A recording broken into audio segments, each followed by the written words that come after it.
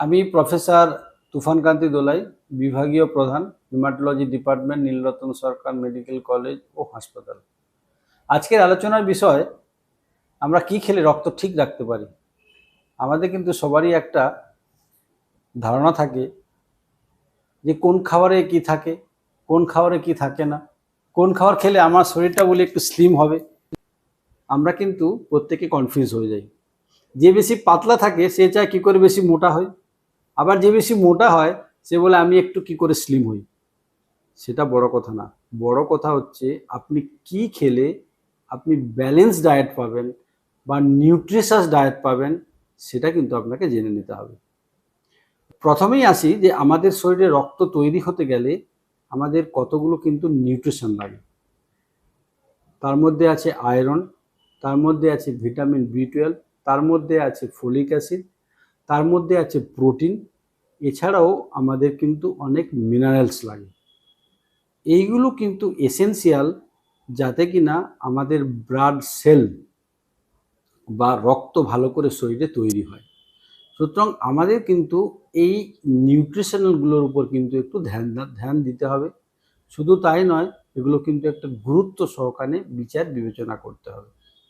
আমাদের সবারই একটা ধারণা হয়েছে যে চটজলদি খাবার খেয়ে পেটটা ভরিয়ে নিই, তাহলে তো কোনো অসুবিধা হবে না। কিন্তু মনে রাখবেন, যে সমস্ত চটজলদি খাবার আপনি খাচ্ছেন, যে সমস্ত ফাস্ট ফুড খাবার আপনি খাচ্ছেন, সেগুলো কিন্তু ব্যালেন্স ডায়েট না, সেগুলো কিন্তু নিউট্রিশাস ফুড না, সেগুলো কিন্তু নিউট্রিশন আছে কিন্তু ব্যালেন্স নেই। সুতরাং আপনাকে ব্যালেন্স ডায়েটের দিকে আসতে হবে। এবারে আসি কোন খাবারে আমাদের আয়রন বেশি থাকে। গ্রিন লিফি ভেজিটেবল, এটা কিন্তু আপনাদের খেতে হবে। যারা শহরে থাকেন তাদের ক্ষেত্রে কিন্তু এটা খুব গুরুত্ব সহকারে দেখতে হবে, যাতে আমাদের তরি তরকারিতে যেন একটু ভেজিটেবল থাকে, একটু যেন শাক সবজি থাকে। শুধু কিন্তু আমাদের আলুর উপর ভরসা করলে কিন্তু হবে না। দেখা যায় আমাদের কুলেখাড়া পাতা অনেকে খান, তাতে কিন্তু অনেকে আয়রনের মাত্রা খুব বেশি থাকতে পারে। অনেক সময় থোড় মোচাতে থাকে, অনেক সময় দেখা যায় কাঁচকলাতেও কিছু পরিমাণ আয়রন থাকে। বেশি পরিমাণে আয়রন থাকে আমাদের মাংস এবং মাংসর মেটেতে থাকতে পারে, আমাদের মাছে থাকে, ডিমে থাকে, এবং সি ফুডের মধ্যে কিন্তু খুব বেশি পরিমাণে আয়রন থাকে। সুতরাং আপনাকে চেষ্টা করতে হবে যে আয়রন রিচ যেন আমি ফুড খাই। অনেক সময় দেখবেন গ্রামের দিকে ডুমুর খুব খাওয়া হয়, ডুমুরেও কিন্তু এই আয়রনের মাত্রা কিন্তু খুব বেশি থাকে। এবার আসি যে ভিটামিন বি12। ভিটামিন বি12ও কিন্তু একটা খুব গুরুত্বপূর্ণ ভিটামিন, যেটা কিনা আমাদের রক্ত তৈরিতে কাজে লাগে। এই ভিটামিন বি12 কিন্তু মনে রাখতে হবে যে কোনো কিন্তু ভেজ আইটেমে থাকে না। এই ভিটামিন বি12টা কিন্তু শুধুমাত্র নন ভেজ আইটেমে থাকে। মানে কি? মানে আমাদের মাংসে থাকবে, মাছে থাকতে পারে, ডিমে থাকতে পারে, বা বিভিন্ন ধরনের যে সমস্ত সি ফুড থাকে সেখানে কিন্তু থাকে। এই ভিটামিন বি12 কিন্তু যারা কমপ্লিট ভেজিটেরিয়ান, তাদের কিন্তু এই বি12-এর ঘাটতির সম্ভাবনা খুব অনেকটাই বেড়ে যায়। সুতরাং আমাদের শরীরে কিন্তু এই ননভেজ আইটেমটাও কিন্তু খুব জরুরি আছে, যেটা কিনা ভিটামিন বি12 থাকে। এবার আসা যাক ফলিক অ্যাসিড। ফলিক অ্যাসিড কিন্তু মূলত থাকে আমাদের বিভিন্ন ভেজিটেবলসে থাকে, গ্রিন লিফি ভেজিটেবলসে থাকে, যে সমস্ত ননভেজ আইটেমগুলো বললাম সেখানে কিন্তু থাকতে পারে। কিন্তু মনে রাখতে হবে যে এই ফলিক অ্যাসিডটা কিন্তু আমরা যদি বেশি পরিমাণে হিট দেই, কুকিং করি, তাহলে কিন্তু এই ফলিক অ্যাসিডটা কিন্তু ডিস্ট্রয় হয়ে যায়। সুতরাং আপনাকে মাথায় রাখতে হবে, আমাকে গ্রিন লিফি ভেজিটেবল খেতে হবে, ঠিক ভালোভাবে রান্না করে কিন্তু খেতে হবে। এক্সেসিভ বা ওভার কুকিং করে কিন্তু খেলে আমাদের ফলিক অ্যাসিডের কিন্তু ঘাটতি দেখা যেতে পারে। এছাড়াও যেটা বললাম, রক্ত তৈরি হতে গেলে আমাদের প্রোটিন লাগে।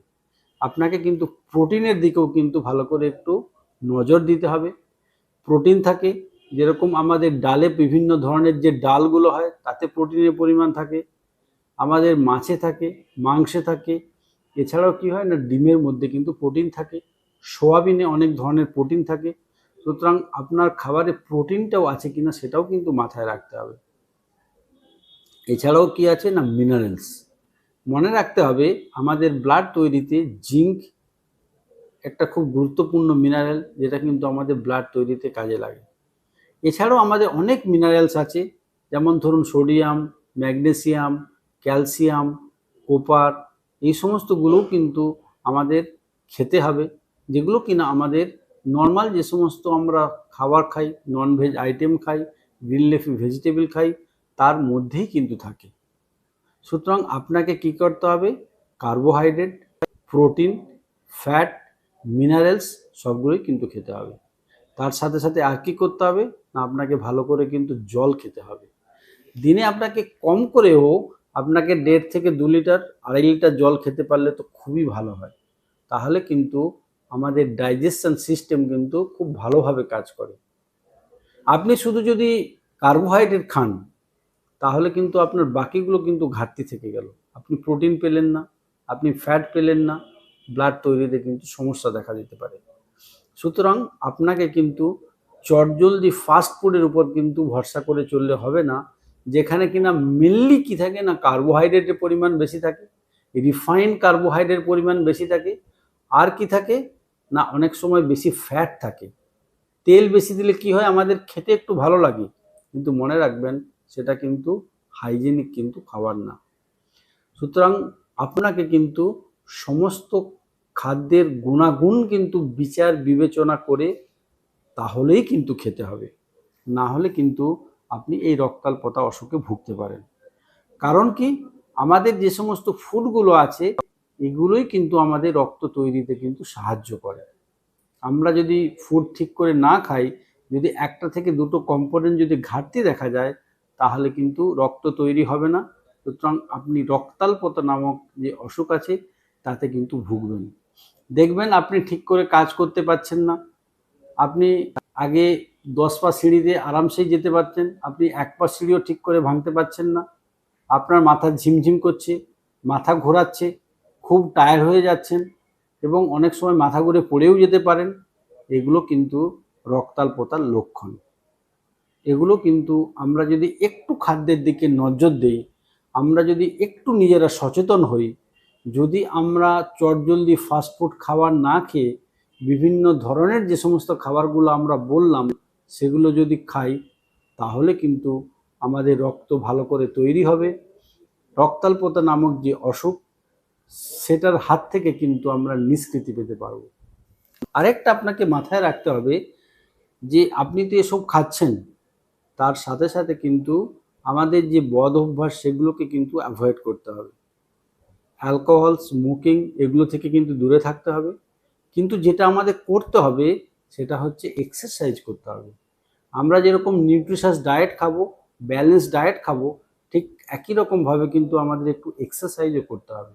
অ্যাটলিস্ট যদি পারেন সপ্তাহে 5 থেকে 6 দিন আধ ঘন্টা করে হাঁটুন। যখন আপনার সময় আছে, সকালে হাঁটুন, বিকেলে হাঁটুন, সন্ধেবেলা হাঁটুন, একটু কিন্তু এক্সারসাইজ লাগবে। এরকমটাই না যে আপনাকে জিমে ভর্তিও এক্সারসাইজ করতে হবে। আপনি আপনাকে নিজেকে সচল রাখতে হবে। সুতরাং আমাদের এই রক্তাল্পতার হাত থেকে নিষ্কৃতি পেতে গেলে আমাকে ব্যালেন্স ডায়েট খেতে হবে, যাতে কিনা iron, B12, folic acid, protein, nutritious diet থাকবে। ঠিক একই রকমভাবে অধিক পরিমাণে জল খেতে হবে এবং তার সাথে সাথে নিজেকে ফিট রাখতে গেলে আপনাকে কিন্তু এক্সারসাইজও করতে হবে, নর্মাল এক্সারসাইজও কিন্তু করতে হবে। তাহলেই কিন্তু আপনি ভালো থাকবেন এবং সুস্থ থাকবেন এবং আপনি এই রক্তাল্পতার হাত থেকে কিন্তু নিষ্কৃতি পাবেন।